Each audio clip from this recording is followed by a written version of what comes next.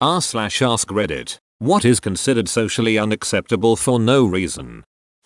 Running everywhere instead of walking. When I see someone running that looks like they shouldn't be, open bracket, not wearing running gear, I admittedly do assume suspicion.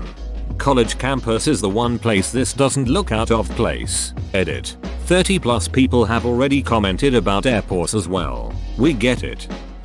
My dad gets super offended when I put my elbows on the table. I still don't know why. Edit. For those of you wondering if it's cause my dad was beaten for not having table manners. No, while my grandpa was a drunk, he didn't beat his children. Plus, my dad puts his elbows on the table and doesn't reprimand anyone but me. He flicks or hits my elbows at the table when I do it. It comes from partial education and lack of nuance. It's generally accepted by etiquette experts that resting your forearms or elbows on the edge of the table between bites is fine. What the original rule was trying to prevent was putting your elbows on the table so you could hunker down for a good food shoveling like a goddamn barbarian. Source: my grandmother was an etiquette expert. She got a degree and everything. She even taught classes. Edit. Yeah. Thanks for the silver. I've heard the sailor/pirate theory as well as the weak tables theory. I don't have sources, but grandma and I thought it was much older and more pretentious than that. Loosely, there are a few categories of etiquette rules: health and safety, pragmatic, and classist. Grandma reckoned it was definitely classist but fit more into a religious war propaganda theme. We're better than them. Look at how they eat. Also gods, so let's attack. Edit 2. Ducking Reddit. Gold. I have read Emily Post's books. I forget which one, but on the first page it says the most tactless thing one can do is point out the lack of etiquette of someone else. I've always thought that was nice. In some places, calling in sick because it's letting down the team or whatever. Duck off. I'm sick as a dog. There's little I will accomplish other than feeling like death warmed up, so you aren't missing out on much. Plus I could spread whatever I've got to coworkers. Then we're all sick. Edit. Thanks for the gold, kind strangers.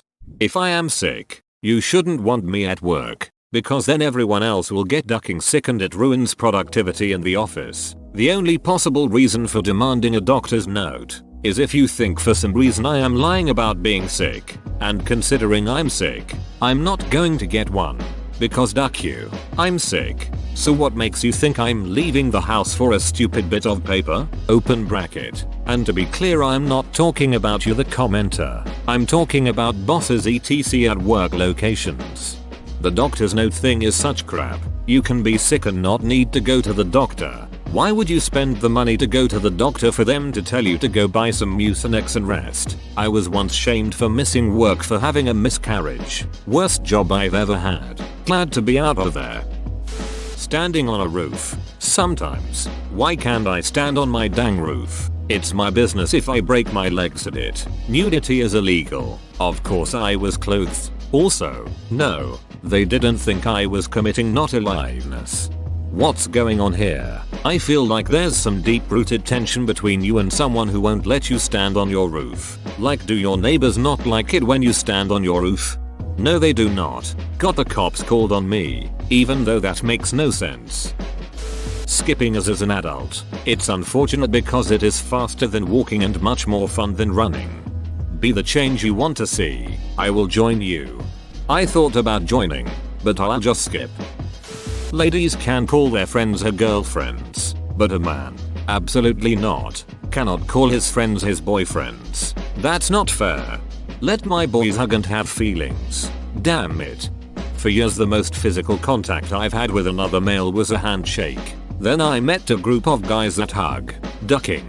Gamma changer. We unironically hug, say we love each other, talk about our problems and stresses. It's actually the best thing in the world. Makes you feel accepted and loved. 10 out of 10 would recommend.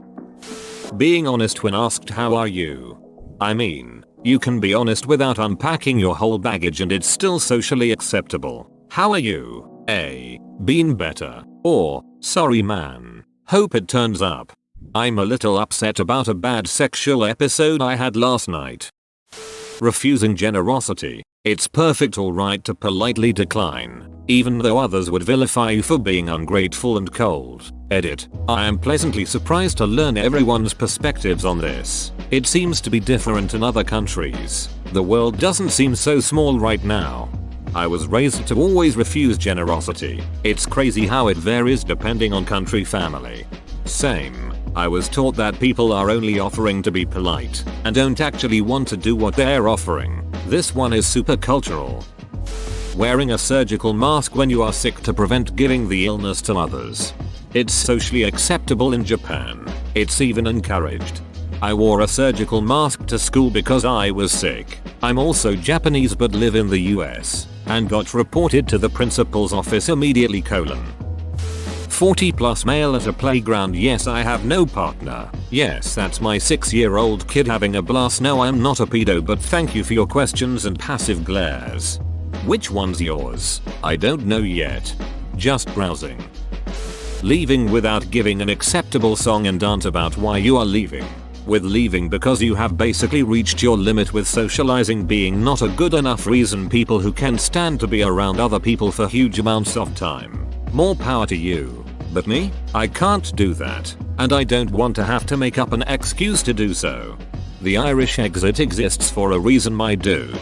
The Irish exit is bizarre to me as an Irish person because here in Ireland you say goodbye to everyone twice, are still there an hour later, and even the goldfish is saying I thought you were leaving. Being the first person to get up from your chair when snacks are brought into a meeting room. There's always that one hero that does it though so others can get in line. Because I'm scared of looking like I'm starving or like I'm fat. People can see that I'm fat whether I stand up first or not. Edit. Decided to influence my local meteorological condition. Waking up at 11 AM or later. I'm not lazy. My responsibilities are taken care of. I stay up late and value my sleep hours.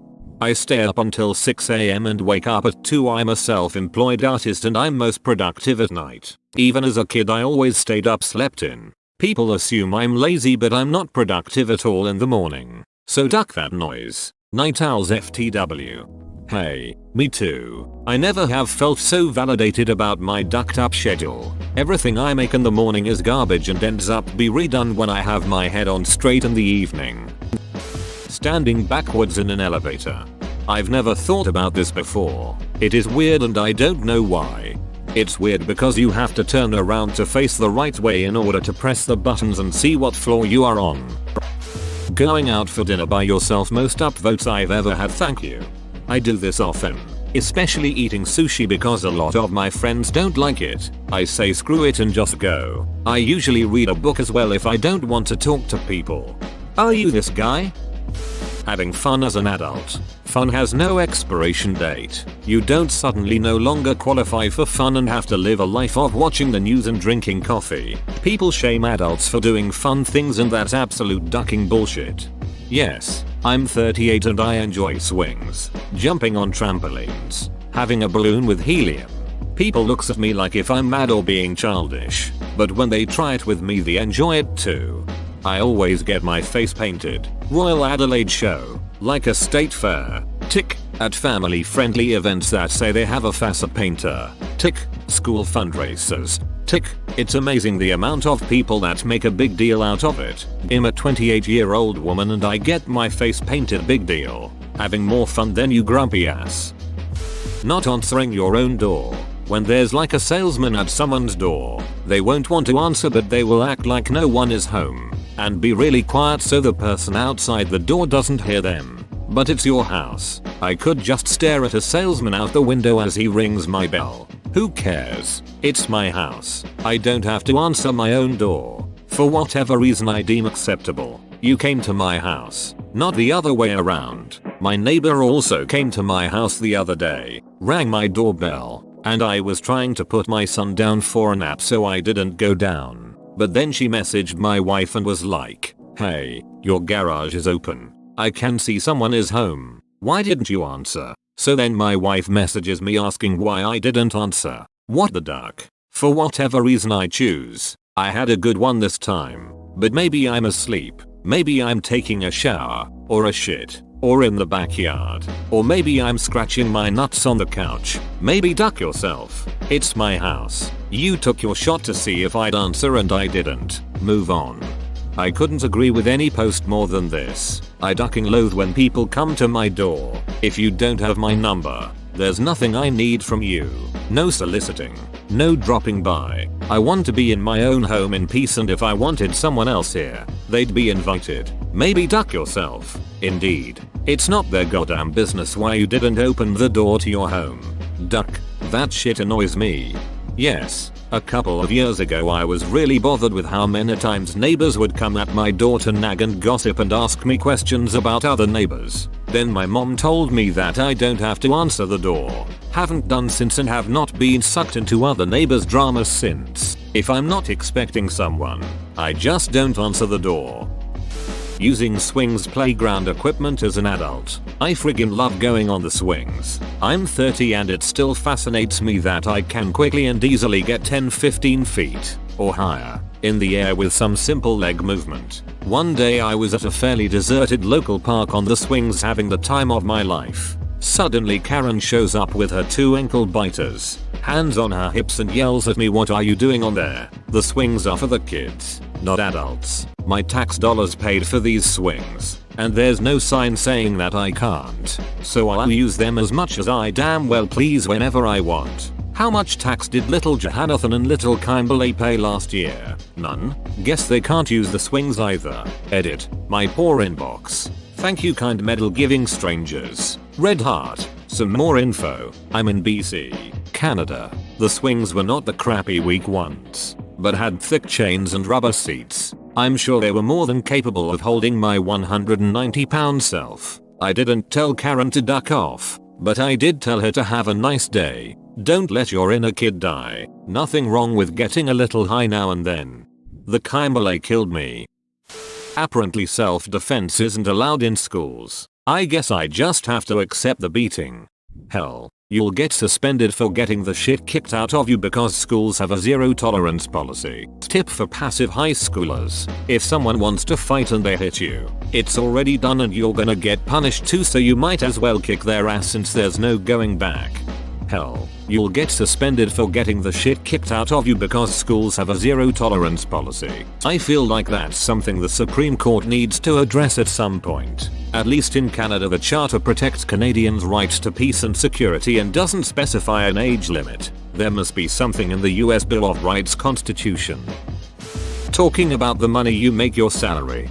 I've talked about salary with co-workers a few times in my career. A couple times I found out I was underpaid. I asked for more money on my next review and was given what I asked. Sometimes companies overpay new hires when they are desperate for somebody good. The worst thing that can happen is their best, most experienced employees find out about it. Salary secrecy is always beneficial to the company, never to the employee. So true. Someone told me at my old company, giant food multinational, that they were told by HR that they could be terminated or written up for discussing salary. I was livid when I heard that. Walking your cat reminds me when some old man yelled at me and wanted to call the cops because cats aren't dogs and you can't walk them. Get a goldfish, put it in a fish bowl, put the fish bowl in a wagon, walk the fish, stare old man in the eyes as you do so. Showing distaste for one's family in any way, shape, or form. Duck my family. Why is blood so important to some people? You shouldn't be obligated to keep toxic people in your life just because you're biologically related. Because there are a lot of fortunate people who never had to even consider the practical ramifications of what it means to have a toxic family life. So they don't comprehend just how severe that shit can get.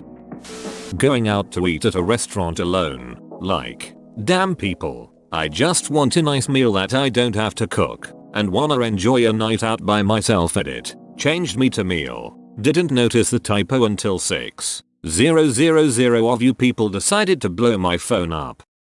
Whoa, you made it to the end? You're a ducking beast. I'll cut you a deal. Smash like and subscribe for more curated content, bruh. It's free and that's a great price.